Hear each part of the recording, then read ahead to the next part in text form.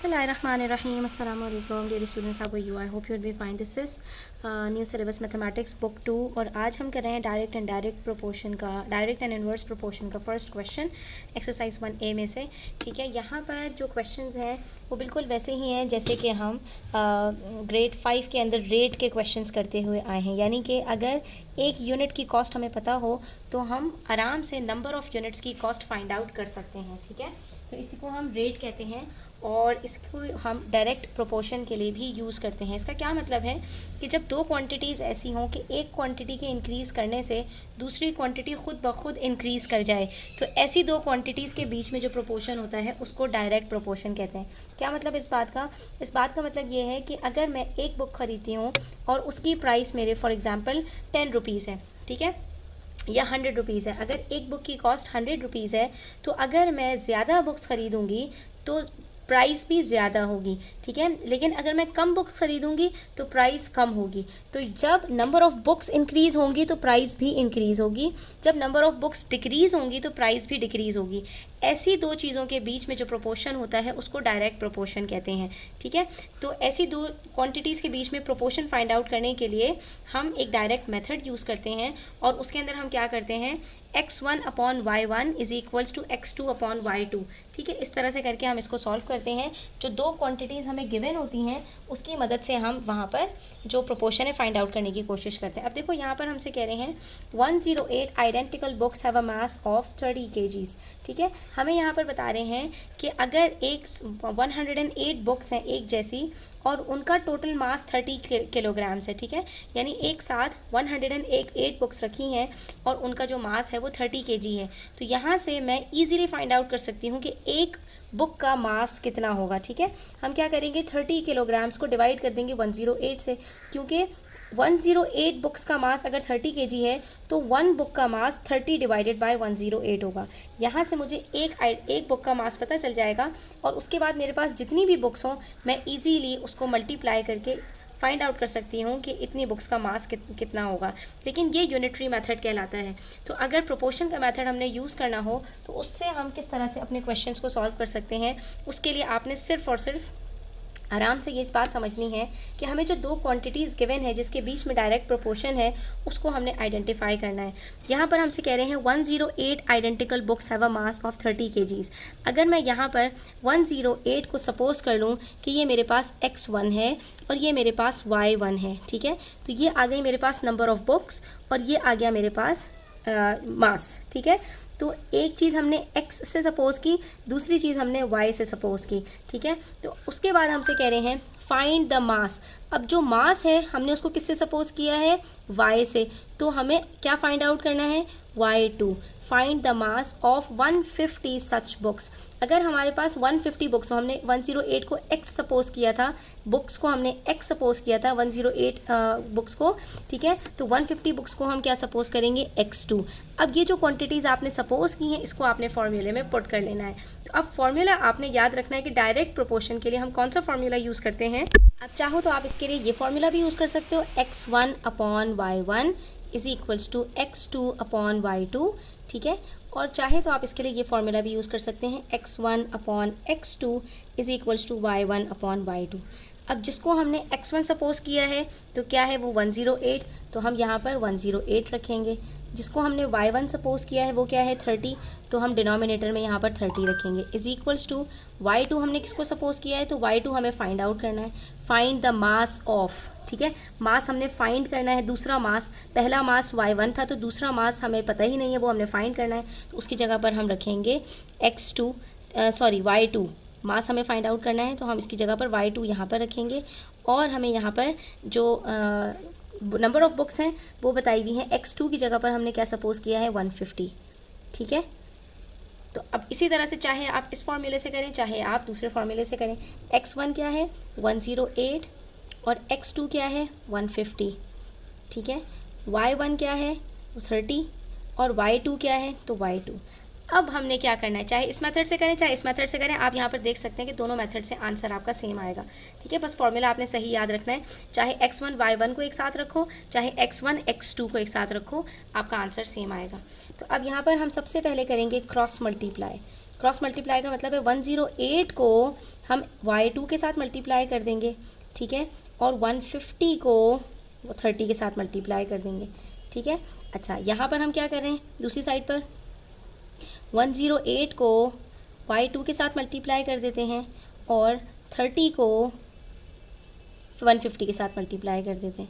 तो अब अगर आप गौर से देखो तो दोनों फार्मूलाज में बात वही है, 108 multiply by y2, 108 multiply by y2, दोनों साइड्स पर जो है वो लेफ्ट साइड पर ही 108 और y2 एक साथ आ रहे हैं और 150 और 30 एक साथ आ रहे हैं, ठीक है। तो अब हम जब इसको सॉल्व करेंगे तो हमारे पास आंसर सेम आएगा। तो ये क्या बन गया, 108 y2 is equals to 150 multiply by 3, 15 3 are 45, 100, और यहाँ पर भी यही बात होगी, 108 y2 इज इक्वल्स टू 4500, ठीक है। तो दोनों सिचुएशंस में जब सेम स्टेटमेंट बन रही है तो आंसर भी सेम आएगा। अब हमने क्या करना है, 108 यहाँ पर इसके साथ मल्टीप्लाई हो रहा है, दूसरी साइड पर जाकर डिवाइड हो जाएगा और हमारे पास आंसर आ जाएगा 4500 डिवाइडेड बाय 108। दोनों 2 से डिविजिबल हो रहे हैं, ठीक है, दोनों 2 से डिवाइड हो सकते हैं, तो दोनों को हम 2 से सिंप्लीफाई कर लेंगे, ठीक है। और अगर आप चाहें तो डायरेक्टली 4500 को डिवाइड कर लें 108 से और आपके पास आंसर आ जाएगा यहाँ पर 41.6। फाइंड क्या करना था हमने फाइंड करना था y2 हमने किसको सपोज किया था, y2 हमने सपोज किया था मास को, फाइंड द मास ऑफ, ठीक है, जो हमें फाइंड करना था। तो हमने फाइंड कर लिया है मास। अब मास किस में लिखते हैं हम, केजीज में, तो ये 41.67 केजीज आंसर आ रहा है। किसका आंसर आ रहा है, ये 150 बुक्स का, यानी कि अगर 108 बुक्स का मास 30 केजी होगा तो 150 बुक्स क्योंकि 108 से ज़्यादा है तो उसका मास भी 30 केजी से ज़्यादा होगा। इसका मतलब है हमारा आंसर बिल्कुल ठीक आया है कि 41.6 किलोग्राम्स इसका मास होगा। और यहाँ पर जो इसका पार्ट 2 है वो भी देख लें, the number of such books that have a mass of 20 kg। अब देखो हमने यहाँ पर x1 सपोज किया था नंबर ऑफ बुक्स को, और यहाँ पर हमसे क्या कह रहे हैं, find the number of such books. तो एक तरफ बुक्स हमें गिवन है और एक तरफ बुक्स गिवन नहीं है। तो अगर यहाँ पर हमने इसको नंबर ऑफ बुक्स को x से सपोज किया था तो इसका मतलब है x2 हमने फाइंड आउट करना है, क्योंकि x2 हमसे कह रहे हैं find the number of such books, कि नंबर ऑफ बुक्स बताइए, फाइंड करिए। तो इसका मतलब है x2 मिसिंग है, x1 108 है, x2 मिसिंग है। उसके बाद y1 हमने सपोज किया था 30 kg से। अब y2 देखते हैं कि वो क्या गिवन है, that have a mass of 20 kilograms. तो देखो मास हमने y1 का सपोज किया था 30 kgs का, तो y2 का जो मास है वो 20 kgs का होगा। अब ये चारों वैल्यूज जब पता चल गई, इसमें से सिर्फ x2 मिसिंग है, बाकी तीनों को जब हम सब्सटीट्यूट करेंगे तो ईजिली हम x2 फाइंड आउट कर लेंगे। बस आपने फॉर्मूला अच्छे से याद रखना है, that is x1 upon y1 is equals to x2 upon y2, ठीक है। एक ही तरह का फॉर्मूला याद रख लो, ठीक है, ताकि इससे आपको कोई भी प्रॉब्लम नहीं होगी। अब x1 क्या है 108, x2 क्या है नहीं पता, तो हम यहाँ पर x2 की जगह पर x रख देते हैं, जो नहीं पता होगा उसकी जगह पर वही वेरिएबल उठाकर रख देंगे, ठीक है। y1 क्या था 30 और y2 हमने क्या लिया यहाँ पर 20। अब हमारे सेकंड स्टेप क्या होता है, क्रॉस मल्टीप्लिकेशन। तो हम इन दोनों को क्रॉस मल्टीप्लाई करेंगे, तो यहाँ पर ये 108 के साथ 20 मल्टीप्लाई हो जाएगा, दूसरी साइड पर x के साथ 30 मल्टीप्लाई हो जाएगा, ठीक है। तो अब ये बन जाएगा 108 को 2 से मल्टीप्लाई करते हैं तो इसका आंसर आता है 216, ठीक है। और दूसरी तरफ हमारे पास है सॉरी ये 20 है, तो इसका डबल 216, तो यहाँ पर 2160 आ रहा है, और ये 30x। अब आप क्या करो, दोनों की पोजीशंस को चेंज कर लो, क्योंकि वेरिएबल को हमेशा कोशिश किया करें लेफ्ट साइड पे रखने की। तो दोनों की हम यहाँ पर पोजीशंस को चेंज करेंगे तो कोई भी फ़र्क नहीं पड़ेगा, सिर्फ जो लेफ्ट था उसको राइट साइड पे लेगा, जो राइट साइड पे था उसको लेफ्ट पर लेकर आप। अब यहाँ पर 30x के साथ मल्टीप्लाई हो रहा है, दूसरी साइड पर जाकर डिवाइड हो जाएगा, ठीक है। तो 0 से 0 कट, और 216 को हम डिवाइड कर देंगे 3 से, तो दी आंसर विल बी 72। इसका मतलब है कि हमारा ये आंसर क्या आ रहा है 72। और ये 72 क्या है, हमने क्या फाइंड आउट किया था, find the number of such books that have a mass of 20 kg, ठीक है। तो इसका मतलब है ये 72 बुक्स हैं। तो अब सवाल को दोबारा से समझ लेते हैं, हमसे क्या कहा था, 108 identical books have a mass of 30 kg, ठीक है। 108 बुक्स हैं तो उसका मास 30 kg है, ठीक है। 30 kg के अंदर हमारे पास 108 बुक्स हैं, तो अगर मास कम है 30 से 20 kg हो रहा है तो इसका मतलब है इसके अंदर नंबर ऑफ बुक्स 108 से कम होंगी, तो 72 हमारा आंसर बिल्कुल ठीक आया है। यानी कि हमारे पास 30 kg के अंदर 108 बुक्स हैं, तो अगर मास कम हो गया तो इसका मतलब है नंबर ऑफ बुक्स खुद ब खुद कम हो गई होंगी, तो ये हमारे पास 72 बुक्स इसका आंसर होगा, ठीक है। इसी तरह नेक्स्ट क्वेश्चन देखें, उसमें क्या कह रहे हैं, in a book store 60 identical books occupy a length of 1.5 meters on a shelf, ठीक है। अब देखो दो क्वांटिटीज़ बताई हैं, आइडेंटिकल बुक्स और 1.5 मीटर्स, ठीक है। तो एक लेंथ आपको बताई है, तो लेंथ को हम सपोज कर लेते हैं y1, ठीक ठीक है, और identical books, number of identical books को हम सपोज कर लेते हैं x1। अगर पहली दोनों क्वांटिटीज़ को x और y सपोज करें तो दोनों को x1 और y1 सपोज करेंगे, या दोनों को x2 y2। तो जो कॉरस्पॉन्डिंग क्वांटिटीज़ हैं उसको आपने x1 y1 से सपोज करना है, ठीक है। तो हमने नंबर ऑफ बुक्स को सपोज किया है x के साथ, तो हमारे पास जब नंबर 2 की बात होगी तो वहाँ पर भी हमने यही करना होगा, ठीक है।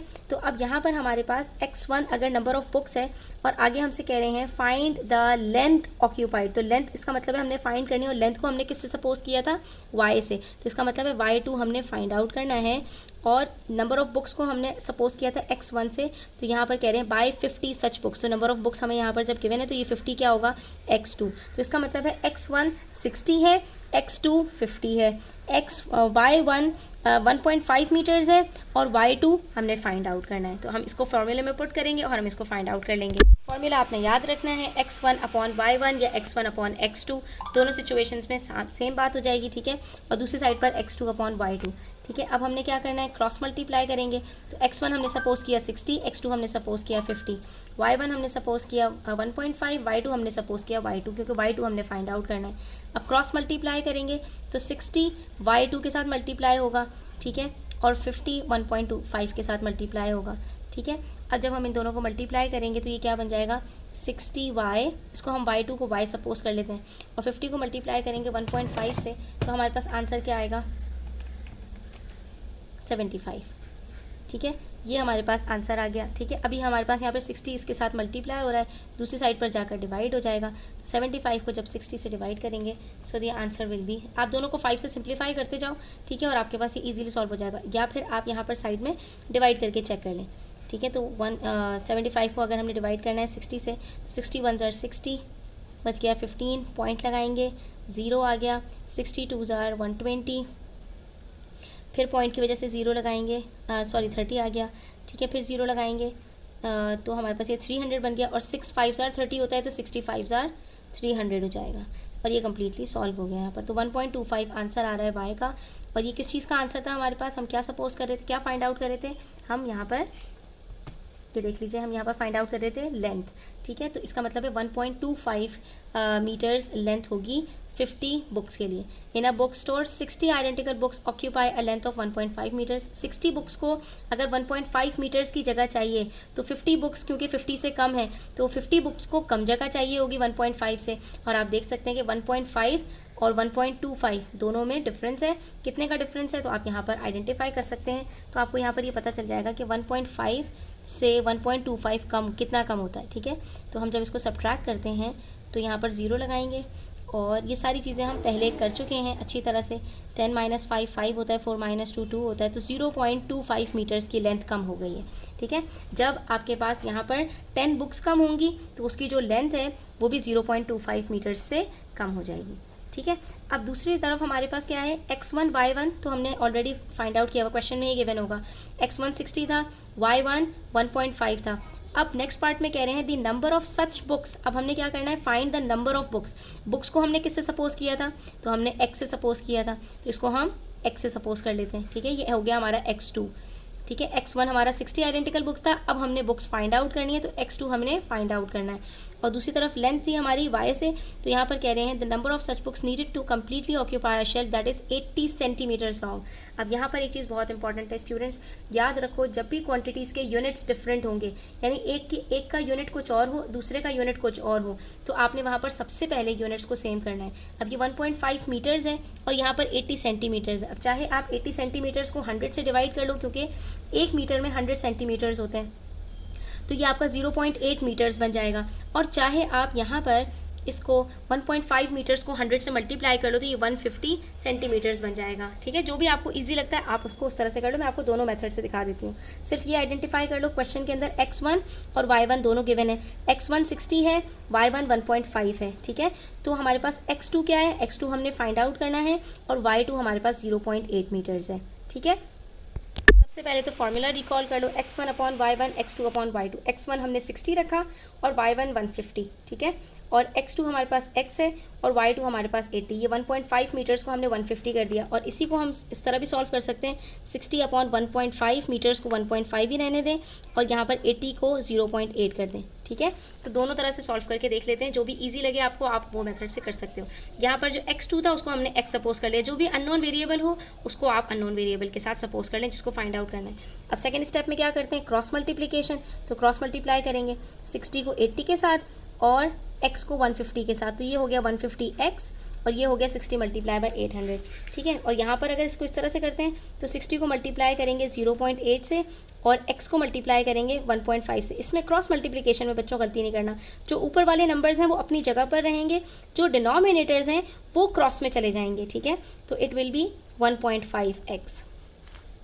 अब ये 6 8 48 होता है, तो ये हो जाएगा 4800 इज इक्वल्स टू 150x। अब आप चाहो तो दोनों की प्लेसेस चेंज कर लो, इसको 150x को इधर रख लो और 4800 को दूसरी साइड पर रख लो। पोजीशन चेंज करने से कोई फ़र्क नहीं पड़ता अनटिल एंड अनलेस पूरी की पूरी चीज़ उठाकर आप साइड्स चेंज कर दो, ठीक है। और यहाँ पर ये क्या हो जाएगा, 60 को 0.8 से मल्टीप्लाई करते हैं तो 60 का 0 हटा देते हैं, 60 को 6 मल्टीप्लाई बाय 10 करेंगे और 10 को 0.8 से मल्टीप्लाई करेंगे तो ये 8 बन जाएगा और 6 8 48, ठीक है। तो ये 48 को हमने डिवाइड करना है 1.5x से, तो ये क्या बन जाएगा 1.5x इज इक्वल्स टू 48। अब इसको सॉल्व करेंगे तो ये सॉल्व करना आसान है, जिसमें हमारे पास ज़ीरोज़ हैं, 0 को 0 से कट करेंगे और उसके बाद 15 को डिवाइड करना है 480 से, तो ये इजीली हो जाएगा, ठीक है। अब 480 को डिवाइड कर लेते हैं 15 से, तो 15 2 ज़ार 30, 15 3 ज़ार 45, बच गया 30, ठीक है, और 15 2 ज़ार 30, तो ये हमारे पास होल नंबर में डायरेक्टली आंसर आ गया 32। तो x is equals to 32 answer आ रहा है हमारे पास यहाँ पर, ठीक है। अब यहाँ पर हम देख लेते हैं कि अच्छा ये हमने फाइंड क्या किया नंबर ऑफ़ बुक्स के हमारे पास अगर 1.5 मीटर्स के अंदर 60 बुक्स आ जाती हैं तो 80 सेंटीमीटर्स के अंदर कितनी बुक्स आएंगी, ठीक है। तो ये 80 सेंटीमीटर्स के अंदर 32 बुक्स आएंगी, क्योंकि जाहिर सी बात है जब हमने लेंथ कम की है तो नंबर ऑफ़ बुक्स भी खुद ब खुद कम हो जाएंगी। अच्छा यहाँ पर 1.5 से अगर सॉल्व करें तो x is equals to 48 divided by 1.5। तो यहाँ पर भी बच्चों हमें क्या करना पड़ेगा, सिंस यहाँ पर डेसिमल है तो दोनों को 10 से मल्टीप्लाई करके होल नंबर बनाएंगे और ये बन जाएगा 480/50। तो बात तो वही हो गई, ठीक है। यहाँ पर आप ज़ीरोज़ को कट कर रहे हैं और फिर डिवाइड कर रहे हैं, यहाँ पर 10 से मल्टीप्लाई करके होल नंबर बना रहे हैं और फिर डिवाइड कर रहे हैं। तो यहाँ पर भी 480/15 इसे डिवाइड किया था, तो अल्टीमेटली आंसर तो आपके पास वही आएगा, दैट इज़ 32 बुक्स, ठीक है। तो अब यहाँ पर हमें ये बात पता चल गई कि अगर हमारे पास 60 आइडेंटिकल बुक्स जो है वो 1.5 मीटर्स जगह ले रहे हैं, ठीक है, ऑक्यूपाई कर रहे हैं, तो अगर हमारे पास जो जगह है वो कम हो जाए 0.8 हो जाए 1.5 का, अगर चलो आप सेंटीमीटर्स में कर लो, 150 सेंटीमीटर्स में अगर 60 आइडेंटिकल बुक्स आ सकती हैं तो 80 सेंटीमीटर्स में कितनी बुक आ पाएंगी, जाहिर सी बात है 160 का तो हाफ 80 होता है, तो ऑलमोस्ट इसकी हाफ ही बुक आ पाएंगी, ठीक है, हाफ से थोड़ा सा ज़्यादा। तो 60 का हाफ 30 होता है और हमारे पास आंसर 32 आ रहा है, तो हाफ से थोड़ी सी ज़्यादा बुक्स हमारे पास यहाँ पर आ पा रही हैं, तो इसका मतलब है कि हमारा आंसर बिल्कुल ठीक है।